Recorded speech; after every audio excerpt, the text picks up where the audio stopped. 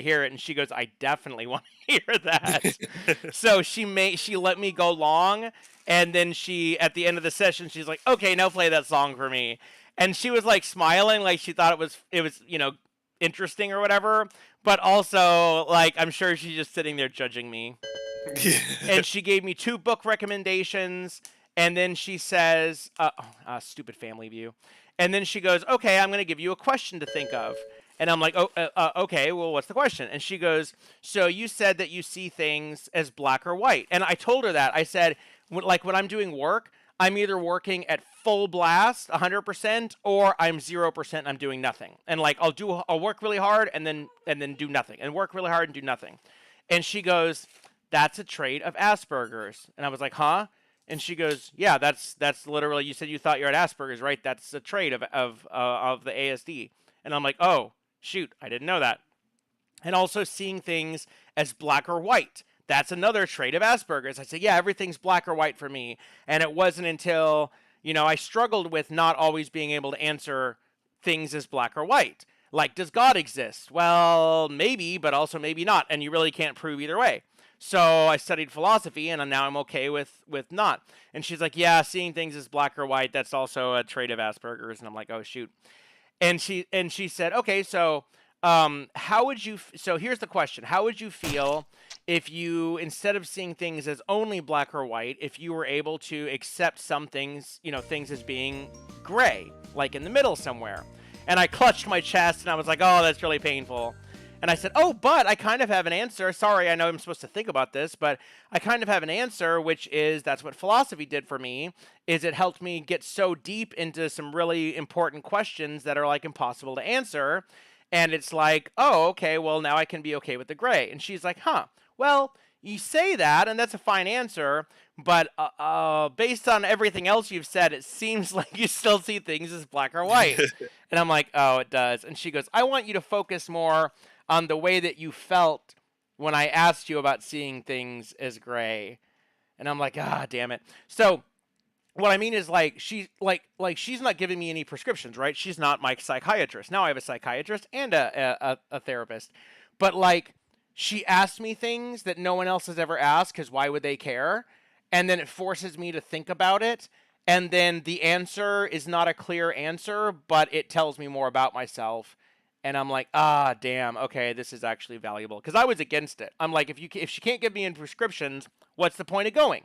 All she's gonna do is make me feel better, and who cares about that? But yeah, right. Like the way I put it to the person on the phone, I'm like, "What's she gonna do? Tell me it's all in your head. Go back to work." And they're like, "Well, kind of, but I mean, like." But no, and it's like it's through my employee assistance program, which most jobs have, like even Kroger has it. But like they actually just pay for a normal therapist. It's not like through them. They just go find someone for you and set it up, and then they give you a code. And now I wish that I'd done it for a long time, because yeah, she's like, "I want to dig into more of your relationship with your father," or I'll say something and she'd be like, "Can we come back to that?" Because I think that was a significant thing. But anyway, it's actually helping me, because my psychiatrist doesn't give a shit about any of that. She's like, "Okay, tell me about the times that you've threatened to S yourself." And I'm like, "Well, this is making me uncomfortable." But then she didn't lock me up at all, and she's like, "Okay, try these prescriptions." And one of them, which is a mood stabilizer, now like since I've been on it, I've had things that upset me, like, "Oh, that's upsetting," and I didn't feel like kabooming. I would just be like, "Oh, that's irritating. Oh well, I guess I'll just keep going." So I've got one person giving me pills to try, and then another person who's actually talking to me about shit. So Yeah. you really need both. And also my psychiatrist is like, "Okay, you're the Cymbalta you're on, I'm gonna lower that, because it seems like you have a, like, I was talking so loud and so much, which I always do, right? But it was like extra." And so like the doctor doesn't know. He's like, "Here, take some antidepressants," but like it was helping me in some ways, but it was hurting me in other ways. So I've got one person balancing my meds, and this is a perfect time to do it, because I don't have that one extra magical medicine which would cloud over everything, so to speak. Yeah. So it's like, okay, this is my chance to do it for the next few months. This is my chance to balance out my brain Yep. until I go back. Yeah, I tell her all the crazy shit about Lane and whatever, and it's fun making her react. Oh yeah, she moved her and her boyfriend with us for 3 years, and she's like 3 years, and I'm like, yep. Okay, I'm in the game. Sorry, I'll stop talking about my thing now. Try therapy though. It's not as bullshit as you think, and it's nothing about what you think. They just listen to you 90% of the time, and then they toss out questions that challenge your own thinking and force you to like change it. Years and years and years and years ago, I explained to you the difference between a psychologist and a psychiatrist, Yeah, but it's all bullshit and to me because I know everything. it's already basically exactly what you explained tonight. Yeah, well, I told her. I said I never thought that this would be helpful to me because I already know everything. But then I meet someone who knows a lot more than me about something, and then it's like, oh shit, I can learn from this person. So And instead of taking that and understanding, because I've been through this my whole life, you ignored it. yeah, because I know everything. Yeah. You weren't a person with more knowledge than him. Just because you had an experience doesn't mean you have more knowledge than him. On this subject, I did. Yeah, but it wasn't known at the time. Well, it's like me telling Jake to go to college. I'm like, hey, if you go to college, you would have a golden ticket in to get a good job. And he's like, I don't need to. I'll just do it the hard way. And I'm like, okay. But if he went to college, he'd be like, oh, okay, now I get it. Yeah, and it's like I know you're right, but also, And then if Yeah. I did, then I'd be like, wow, you were right. And you'd be like, yeah, I told you so. And I'd be like, I know you told me, and I believe you. I just didn't care. Oh. Let me tell you one thing about college, though. If you're gonna if you went, don't look at it as, oh, I need to go be an engineer or a doctor or a lawyer. You just get a business degree. Business degrees is what all the rich kids do because it's easy. And once you have a business degree, then you can go get whatever the hell job you want. And you're In not management. not necessarily an analyst. Analysts get business degrees. It just looks Data good. scientist. It's just something that you can prove to them that you But it's not did just something. it's not just that. You learn the bullshit. And see, Oh, yeah. and I learned that at American Airlines just from being in a million meetings and listening to vice presidents and executives and all this shit. So when I walk in there, it's like, oh, he must have a business degree because he knows about financial stuff and business and marketing and management, and they assume that I know all that stuff because I talk the talk, and that's 90% of what. And when you get a business degree, you can just go get almost any job with almost any company because skills don't matter. It's all about presentations and showing off to vice presidents, and it's just mostly showing off. It's just learning how to show off, and then there's a little fraction of actual work that you do. Just to be clear, I work very hard at my job. Yeah, and I'm yeah. a professional, but anyone can do that. You just have to get to the position where you can do it. You have to prove to someone else that to prove to them that they think you can do it before you can actually do it. Yeah, but MBA, that's the golden ticket. And okay, you made a point before where you're like, most people with a college degree are stupid. That is true. So if you are a smart person with an MBA, that's your gateway into a good job because everyone knows that most MBAs are stupid. So when you go in there and you're like, oh, I'm an MBA, but I'm smart and here's what I know, they're like, oh, thank God you're the 10% of MBAs that actually know something. Yep. And then you just slide on in, and then you realize that your job is 90% showing off and fanfare and giving presentations to vice presidents and stuff like that and sounding good. And just figuring out what the upper management wants and figuring out how to make them think they're getting it, but also doing it, of course, effectively. Doing it the right way, not necessarily the way they want it, but they have to think that you're doing it the way they want it so that they're satisfied. But as long as they get results and they think that you're doing it the way they wanted it and you blow up their ego, it's great. And I'm also starting mine, so. Okay, and for my specific thing, it's all of that plus just learning this bullshit of a system so that because their thing is if the contractors suddenly disappear and they're all senior, so there's a clock and it's tick-tocking. So it's like, yeah, in 5 years, I just need to know how everything works. So when something breaks, they'll be like, oh my God, Nick, this ridiculous system broke. can you go fix it? And I'll be like, yeah, sure. And I'll figure out a way to fix it. I wrote a stored procedure last week. I wrote a stored procedure that was, what do you call it? Sophisticated. And I gave it to the programmer guy just because I'm like, here, I could have done this in the easy way, but I wrote a stored procedure to do it in a really like whatever way. And he looked at my code and he's like, okay, cool. And I'm like, oh, thank God. And then I said, he goes, actually, that code, you could just use the same code from last year. And I'm like, oh, but I think I'd rather create a code for the new year so that it, that it's consistent. And he's like, yeah, do it whatever you want. You're the product owner now. I'm just, we're just the consultants that know everything. And he really doesn't care because he just makes stuff work. I'm supposed to be the actual business person that makes decisions. And I'm like, yeah, I want to go ahead and make a new one for the next year. So then I send him my new code and he looks at it and he goes, hey, I notice you have this line in there. And I'm like, uh-oh, he can actually read my code. No one else can read my code, but he can because he's a programmer. And he sends me the line of code where I extract the right 4 characters from the string to get the year number. and I go, yeah, is that like a bad way to do it? And he's like, it's fine, I guess. And I said, yeah, that's why I wanted to make a new one for the new year because otherwise I'd have to rewrite. Oh, that was the old one? It just had blah blah blah 2022.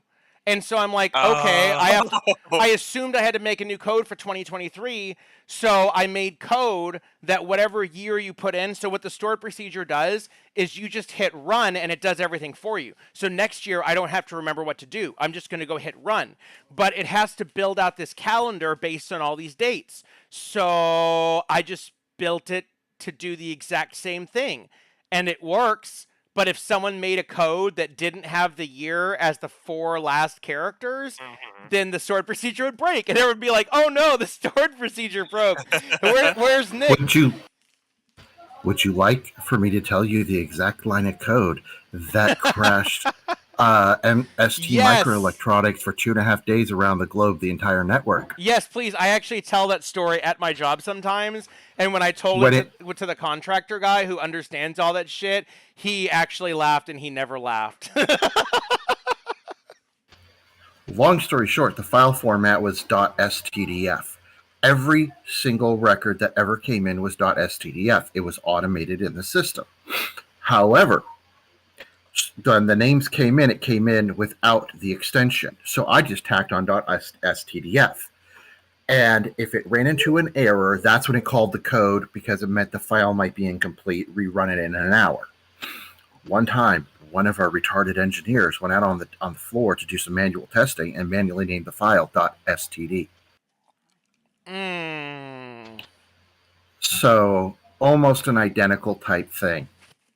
I have error handling, so if it fails, it'll give an error, and if you want to know how to fix the error, just go read my code. Don't let your error call itself to run itself again. That's all I'm saying. Yeah, the stuff I'm doing really is on systems like that, and I keep your stories in mind because at American Airlines, it didn't matter because I was just querying a database for analysis, but here I actually write production stored procedures that run on the real server, and there's definitely a potential I could screw up. Yeah, if you're ever gonna have a piece of code call itself again later on for an error reason, put some sort of a fail safe in there that it never calls itself more than once. That's okay. I don't like recursion. I just write everything in spaghetti code. Yeah, exactly. That was one of the things. I love recursion, but you have to be really careful. The whole system that I'm taking over, that's why no developers want to touch it except for the contractors, is because it's just 10-year-old spaghetti code layered on top of each other. And like EverQuest. Yes. Yeah. Basically, it's like, oh, man, we need to hire a developer or not a developer. We need to hire a data analyst for EverQuest, but the system's a real mess, and that's okay. I'll add to it and make it more messy. And that's what they've done for 30 years. I've never been to programming school, so you don't have to worry about me going, oh, this is the proper way to do it. I literally find out things are the proper way to do it when our parent company is like, you can't do it that way, and then I go to the contractors and I'm like, what's the proper way? And they're like, I guess we can do it this way. I'm learning it all the hard way. Yep. And hard way is usually the best way to learn. And I'll just be like, oh, this is my first IT job, so cut me some slack. And they're like, okay, whatever. Yep. Willow, are you asleep? I bet we lost him already. I've seen the mouse is moving. Nope. But let's go ahead and get started so we can hopefully make a little bit of progress before we have to stop. Teeny little bit. Let's go. All right. Does everyone remember where we last left off, or should I shortly recap since we skipped a week?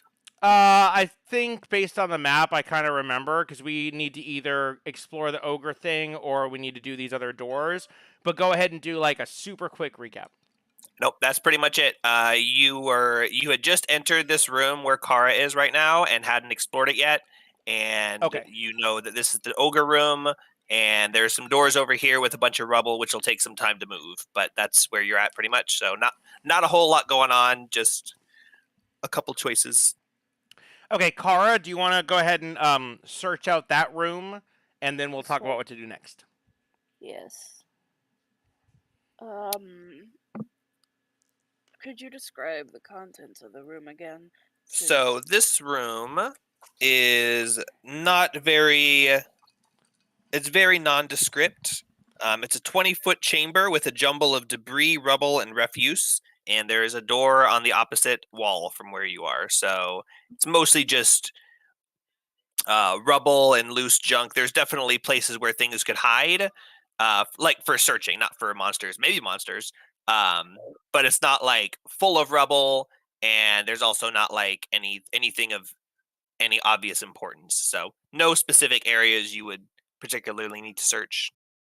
All right, well, I'm gonna poke my snout through the piles of cord and look for shit. Alrighty, go ahead and make a perception check. Cool.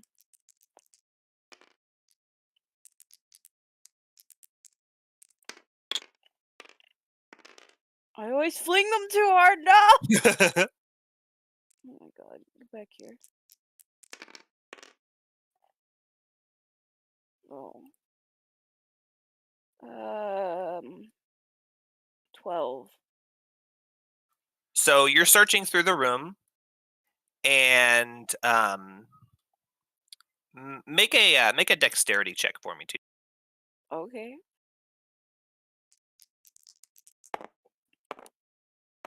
Oh, it's to see if the ogre hears you searching, I bet. Shit.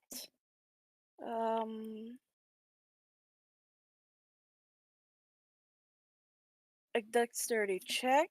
Yeah, right? Just straight dexterity. Gotcha. 15. All right, so you're searching through the piles of stuff, and you're kind of being careful to like thoroughly search, but you're also picking stuff up and like setting it down. You're not just like hacking your way through it or crumbling towers of debris. So you're being fairly quiet. With your perception, you can hear noises coming from the other room, which weren't there over the 10 minutes of your search, probably towards the last of the 10 minutes. This room? Yes, from that room, from within that door. You hear what sounds like stone on stone scraping. And then you hear voices that do not belong to the ogre. If you can make a nature check, you can try to determine who's making the noises. Oh, shit. But there's definitely voices that are not ogre. That's the secret door opening, so something entered from above and all my alarms are gone. You should have kept your alarms. I could have kept my alarms. Shit. But that takes 10 minutes. We got shit to do. 13 nature check? Yes. The voices, give me 1 second.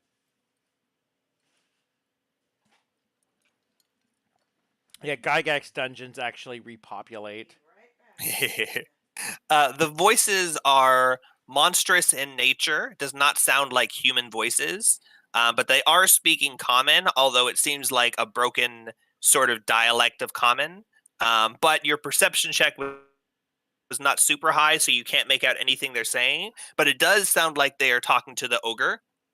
They're not being very loud at all, and neither one is speaking very clearly. So it's more like you hear So the voices are monstrous in nature, and they are having a conversation with the ogre. And then, do you do anything while that conversation is going on? Nothing besides listen up at the wall. Okay. Oh, are you actually going to the door to put your ear against it and listen? Yes. Make a perception check and a stealth check to avoid rattling your way as you walk across the room. Did we kill the bugbear, or did he get away? Good question. This one is for perception. 10. I think he got away because I don't remember. No, you looted him. He's dead. Okay, 10 perception and okay, good stealth. Ooh. Okay. Okay. So you are listening up against the door, and you still can't make out any words. But the voices sound. They don't sound like goblins. Which is what you encountered earlier, the bugbear. They don't sound like goblinoids, but they are some sort of monstrous creature who can speak common and has the ability to speak and is speaking common. But you can't make out any words. They're talking in the voices are talking in kind of a hushed tone, and the ogre's voice is kind of hard to understand in the first place, and he's kind of slurring his speech and stuff. So, it's like when someone is like speaking Spanish and the person who's speaking English to them talks real loud like this. He's kind of doing like that, where he thinks that the louder and slower he talks, but he's also an ogre. So anyway, can't make out any of the conversation, but there's noises. And after about 30 seconds of a conversation, you hear stones scraping again and kind of a dull thud, and then silence. Shit. Interesting. Jacina says, Kara's been in there a little bit. Do you think we should check on him? And Pantuk says, just wait. If they're getting eaten, then we need to have time to escape. We don't want to disturb anything. Hey, man, if Kara was getting eaten, they'd probably scream, laugh, But anyways, Kara eventually, quietly comes out of the little room and goes, hey guys, I heard a little funny conversation between monsters. What? Although I didn't hear what they were saying, because they don't speak very good common. What kind of monsters? I'm not too sure, but I know they're not hobgoblinoids, for sure. And if we knew what they were, then Toddy could disguise us as them and we could trick the ogre. That's true. Well, wait, the room was empty when we were in it last, and we had alarms set up during our long rest. How would they get in the room? Didn't your alarms wear off? Well, yeah, but... Oh, the secret door. Well, that must mean they're upstairs right now. You're right. Do you guys want to go up there at the moment, or should we just leave it be? Pantuk says, I think that I should put an alarm at the stairs here, and then we should continue exploring, and then if they come up behind us, we'll know. And Jacina says, I think I should beast form as a rat, and I should scurry upstairs and see if I can notice anything. Hey, okay. I am liking Jacina's idea. Pantuk pouts. Well, Pantuk, after Jacina's done scurrying around up there, you can still set an alarm. There's nothing stopping you, man. Pantuk says that he could actually use his once a day. Oh, I didn't have my character sheets. He's got a once a day ability where he can cast a ritual immediately without a spell slot. So, what is I'm checking the cast time on alarm. So I don't have to spend 11 minutes. I think it's 1 minute. Oh, it's 1 minute, yeah. So it'd only take 1 minute for him to set the alarm instead of 11 minutes. That's nice. Jacina. I think we should go up there first for you to beast form into a little ratty rat and go look around. Okay, so options are cat. I'm not gonna list everything. Let's see. There's a cat, a lizard, a spider, regular Hey, spider. can lizards are these geckos or lizards? It's a very important difference because geckos have toe pads which allow them to climb on walls, and lizards they just have claws, right? The lizard it is a gecko, and it has 20 feet of climb speed, so I could actually climb up on the ceiling even. And it has dark vision as well, so it can see in the dark. You should go gecko. I could go gecko. What do you think, Toddy? Gecko. Sure. Go. Okay, Toddy, that's your catchphrase, isn't it? Sure. Now this will be my last. Wow. I mean, yeah, but you know, hey man, it's offensive to say it out loud. You don't just say that to somebody. I am offensive. Woo. Anyways. Okay.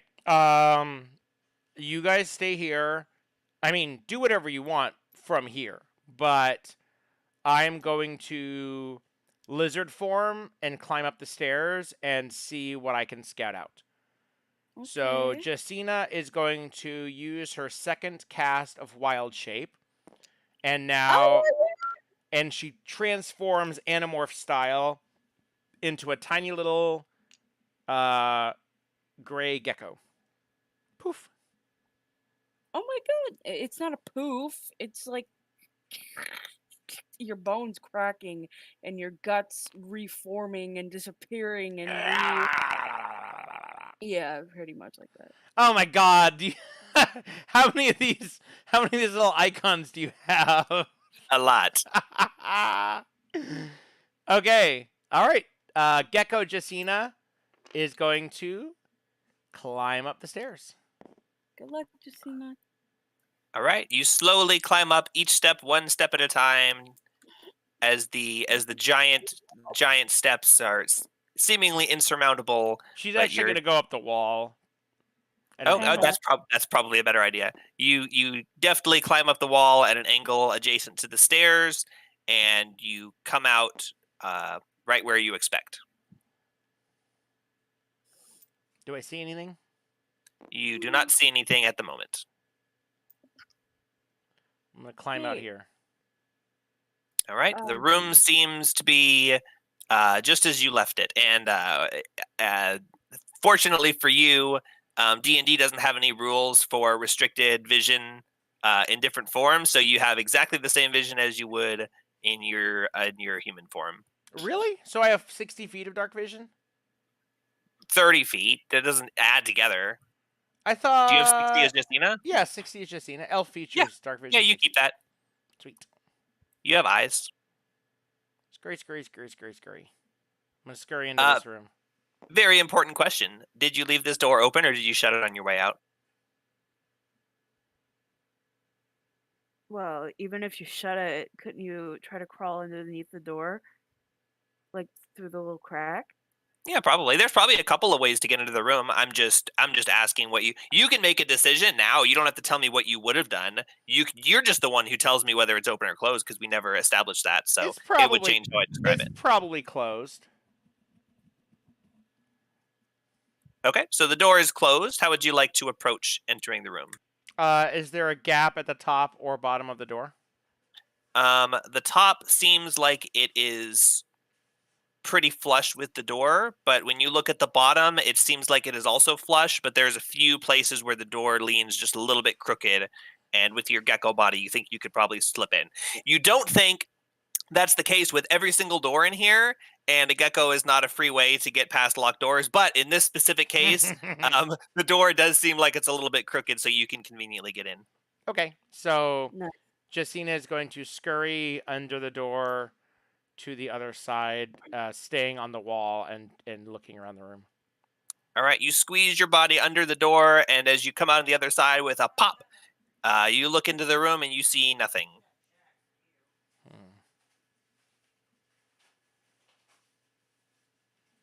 Pantalk is going to say, so while we're waiting, do you guys want me to set up an alarm here at the stairs?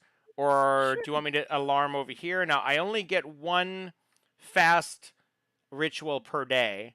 So I can only set up one that's really fast, and we probably don't want to stand here for 10 minutes. Yeah. Okay, either I would say... Hold on, I'm thinking. I'm using my brain. Please do. Damn. Okay, out of the two, I would say here, because first of all, I heard stuff in here, and there's always the opportunity that something could go through here, and stuff has already gone from the stairs down, and it's kind of easier to see that because it's more open all around here and stuff.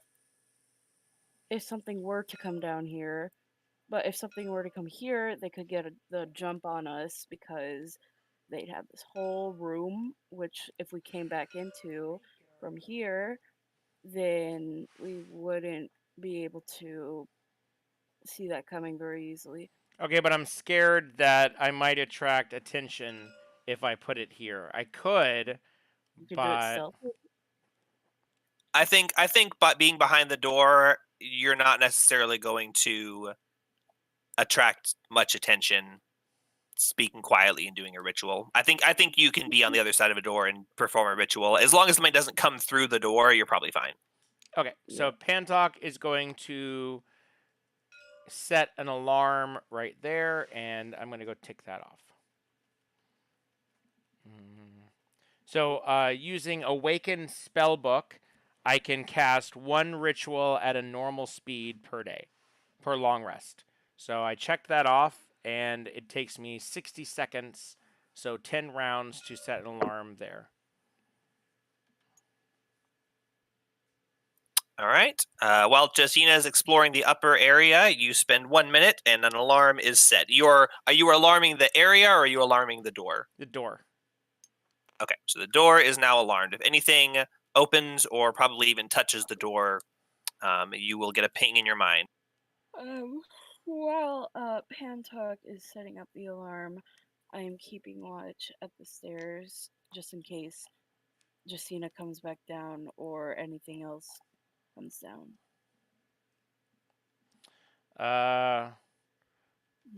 Josina is going to search around the room, and she's going to head over here as well to the arrow slit. I mean, the rubble, and see if she can detect anything that's here or been here or whatever. You can make a survival check if you're looking for, like, tracks or traces of passage.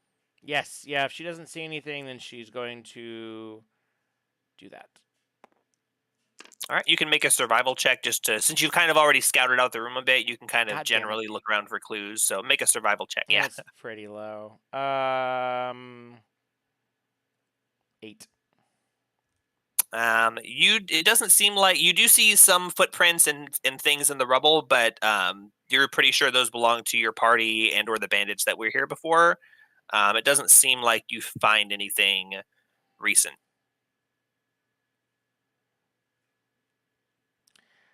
Okay. Can I scurry down the secret passage? The passage is shut. Damn it.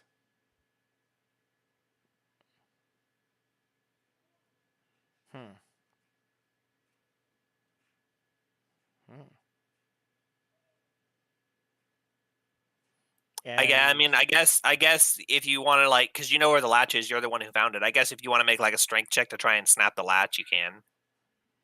Okay, I have a -4 to strength. Yep.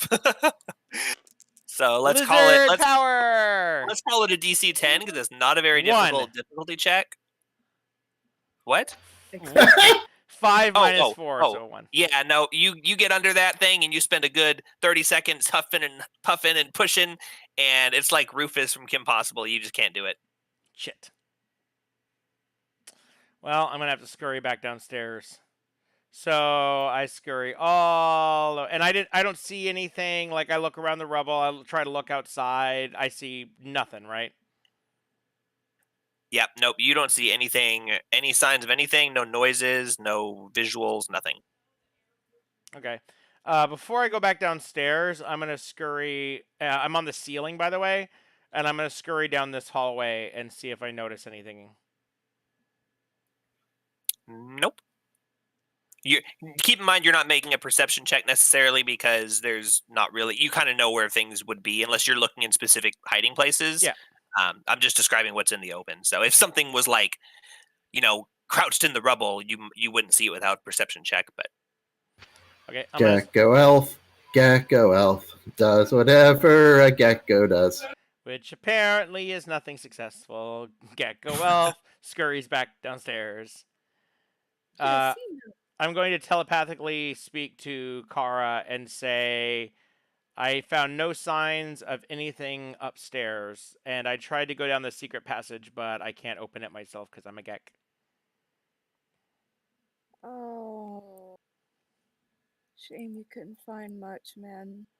So, I mean, the good thing is that there's nothing upstairs at the moment, but that means that I guess the stuff must have left, or it could still be in the room. Did it sound like the creatures left, or did it sound like they were still in the room? It sounded like they stopped talking, and whatever I assumed the ogre was doing sounded like grinding stone against stone, like if you're sharpening something. And that went on for a little bit. Oh, like the passage? So it sounds like they left, but that's odd. Then I don't know where they would be. Maybe they left the whole place, or maybe they closed the door behind them and they're in the room with the ogre. Maybe. But I'm going to stay in lizard form because I don't want to waste it, so... There's a chance you could... Even though Pantalk just finished setting an alarm for the door... Oh, jeez. Over there, you could still... Hey, it can be pinged multiple times, can it? Oh, yeah. Okay, then you could sneak under this door and look in there. Hey, guys, what did Just find upstairs? Nothing. Nothing? So she just wasted her freaking beast form? Well... And Lizard squeaks and says, "It's not a waste. I'm a cool lizard. Why don't you back off?" There's still a chance we could use it. Do you think you could squeeze under that door in there and maybe take a peek in the ogre room? That's what I was suggesting to Justina. Justina says, "Well, I could try if there's a space in the door, but, I mean, don't leave me in there alone with an ogre and a bunch of unknown monsters." Of course. I mean, if you were to sneak in there, it would just be to get a peek, right? Oh, jeez. Yeah. Please stay safe. I can't cast any spells, though, while I'm in beast form. Okay. Yeah. Well, here, carry me on your shoulder so I don't have to walk because I'm kind of slow. Fine.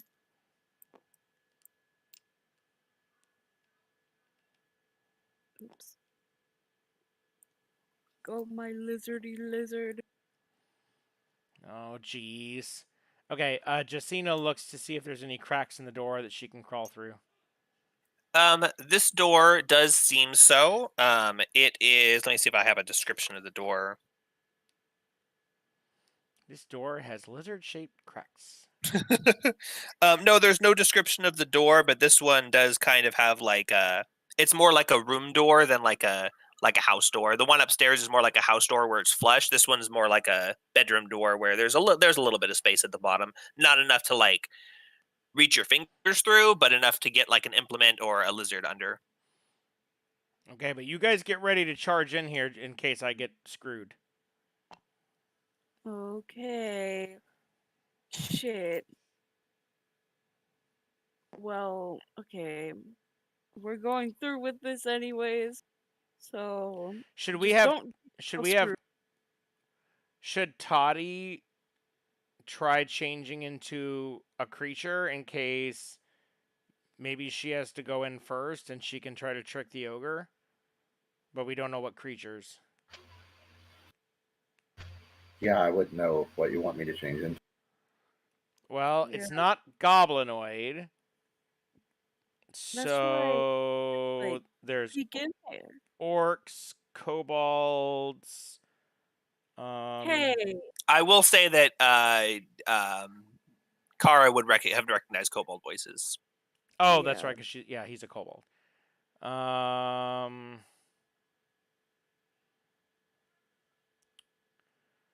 What else?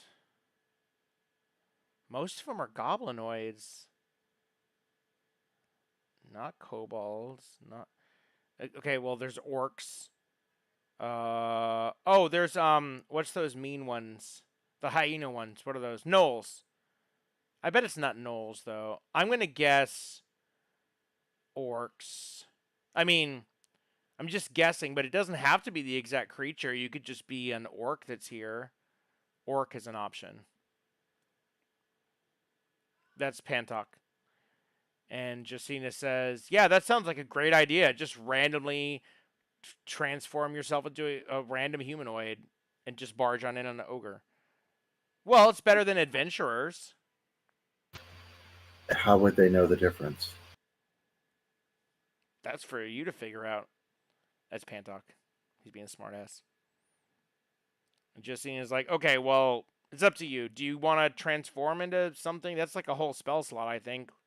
Or you guys can just be ready to come in and blast it. If we had a safe bet on what to transform into, I would. But I think it's safer to leave that spell slot open for some damage that'll inevitably miss. Dude. Maybe it won't get detected. In there for too long, little lizard. Okay. All right. Well, just watch out for me. Happens, you can just crawl back through under the door. Also, don't go in too far. Okay. Thanks for the confidence. Squeeze. Justina the lizard. And the alarm goes off. Actually, the alarm only goes off. When you cast it, you designate creatures to not act. Oh, that's right. Activate it. So by default, I assume you always designate your whole party. I know. I was just joking. I actually forgot that I can designate other creatures. Okay, so Jacina the lizard is going to squeeze under the door and then scurry up the door and try to take a peek around the room. All right. Make a stealth check if you're trying to do it quietly, I'm assuming. Oh, God. I really need... They're naturally stealthy. They have intense camouflage. I don't think so. So are practically silent. Fun fact. They don't have proficiency though. No. So it's with your. It could be with your. No, it's their dexterity. So animal. if you're trained, you can train it to do it, but it's +0 dex. Yeah, I think. Can I add my proficiency, but I have to take the lizard's dexterity? Bullshit. Yeah. Okay, so that's +0. Man, lizards do not have any pluses. That's a bummer. Okay, but I am not trained in stealth, so that's going to be a +0. So, go, little lizard! What? 9 +0. That's going to be a 9 dexterity. That's going to lose to passive perception. You enter the room, and what you see, remember the ogre, his token's on the pillar. There's a pillar in the middle of the room. That's just to remind you guys, this is ogre room. The ogre is, he won't roll over. The ogre is over in this corner laying on a pile of furs and picking his toes, and he hears little paddling of feet, and he goes, ugh, and looks up and looks over at the door and sees the little gecko with its sideways eyes licking its eyeballs, and he goes, oh, and goes back to picking his toes. Ooh, there are no other creatures in the room. I'm gonna mind whisper to Kara and say, "There's not Animorphs." I think I can. Not Animorphs. What? 5e beast. Animorphs. You cannot speak in you have you can understand language, but you can't speak unless the creature can speak. You definitely can't fucking mind it. You should be able to. Oh. No mind speak. Oh. Crows, ravens, and parrots are capable of speaking. Yeah, no, there's no thoughts. There's no telepathy, auto telepathy. No Animorphs? I can like hear you guys, so I can understand you. But yeah, no, he can't. Crap. She can't speak at all. Oh yeah, it does specifically say you can't cast spells, and your ability to speak or take any action that requires hands is limited to the capabilities of your beast form. So if you should have picked a gecko that could speak. Jeez. Oh yeah, you should have morphed vocal cords. If you did have some sort of telepathy, you could use it while in your beast form, but you don't. So. Okay. So. I guess she's going to leave the room and scurry back out. All right. And she's going to look at Kara and lick her eye. Because she can't talk. Ew, you're going to let her lick your eye, Kara? No, she's licking her own eye. Yeah, I know. Ask me yes or no questions. Yeah, that's... wow. I didn't even think of that. Like... It's one thing to say you can't formulate a plan or communicate while you're inside a room, but you just can't communicate at all. So yeah, Pandoc can speak for her. Oh man. No, he can't. That's metagame. Lick. She licks her eye, and she like paws her. She's pawing at the air with her little claws. Justina Gecko, listen. Raise up one of your hands for yes. And raise up two of your hands. She can shake her head up and down. She can nod and she can shake her head. Yeah, whatever. Okay, so... And I bet it looks really cute. No, make this as complicated as possible. Okay, Morse code, starting with A. Anyone have a Ouija board? That would make this so much easier. I do, as it happens to. As a matter of fact, I go like this with my hand, and a Ouija board forms in it because mine are fucking illusion, and I set it on the fucking ground. Hero. Oh my god. Okay, come here. Cool. There is now a Ouija board illusion on the ground, and Justina can talk normally, and we'll skim over the minor conjuring, not illusion. Sorry, minor conjuring. Oh yeah, there we go. Yeah, and we'll skim over the details of that. Oh, thank God. Yeah. Okay, so Justina says my character's proven to be useful once in a while. You know what? It's funny because it's like, what is minor conjuration good for? And it turns out fucking a lot. Okay, Justina says, well, my chaps, it seems that I've explored the room and nothing... I just imagine Justina the Gecko rapidly fucking going all across the Ouija board. No, you know what? Appearing in the midair. Sorry, I didn't mean to interrupt you. Lagged. No, you see, Jake, you need to pull up a Ouija board on here, and Nick isn't allowed to talk, and he has to drag his lizard back and forth. Yep, that would be very realistic. And if we were a group that played for 8 or 9 hours at a time, like they used to, I would absolutely make you do that. But no. Justina's speaking as loquaciously as possible and using long, extravagant speech. Yeah, there's nothing in there but the ogre. You decide to speak in Ent language. And Pantox. At the end of all that, Kara face palms. Pantox says, "Okay, so we're back at square one." Square one. Yep. Do you guys want to just go kill the ogre? I kind of want to kill the ogre. Justina runs over to the no on the Ouija board, and she's like stomping all over it. We should probably go explore the doors covered in rubble. Instead, I don't want to look at a big ogre thing. I quickly pick up the Ouija board and slam it shut, and I'm like, that settles it. And, Justina's still in it. I'm just kidding. Justina conveniently climbs on top of Pantok, and Pantok says, "All right, well, fine. Let's go check out those other rooms." My Ouija board dissolves. Oh, why? We can still use that. It's for an hour. I could literally just make another one. Really? Yeah, minor conjuration. You can just cast whenever you want. I could just do it. I just could only have like one at a time, I think. That's for now. I think later on I can do like 2 or 3, but I could be wrong on that. Yeah, someone gave an answer. If you drew out letters on a piece of parchment, the druid could spell it out. So yeah, minor conjuration and wild shape is OP. And like in this context, it would be the only thing that it would impact to actually do it rather than just making you do it would probably be a time thing. Like it would probably take you a couple of minutes to say something instead of just quickly relaying it. But I don't think it would take long enough to be any more than we already spend discussing things. So if I'm not counting plan discussion time as time, I'm not going to count Ouija board time. It's 20. She moves 20 feet per 6 seconds. So divide up a Ouija board, make it a small Ouija board, and divide it up and calculate how long it would take. No, I would make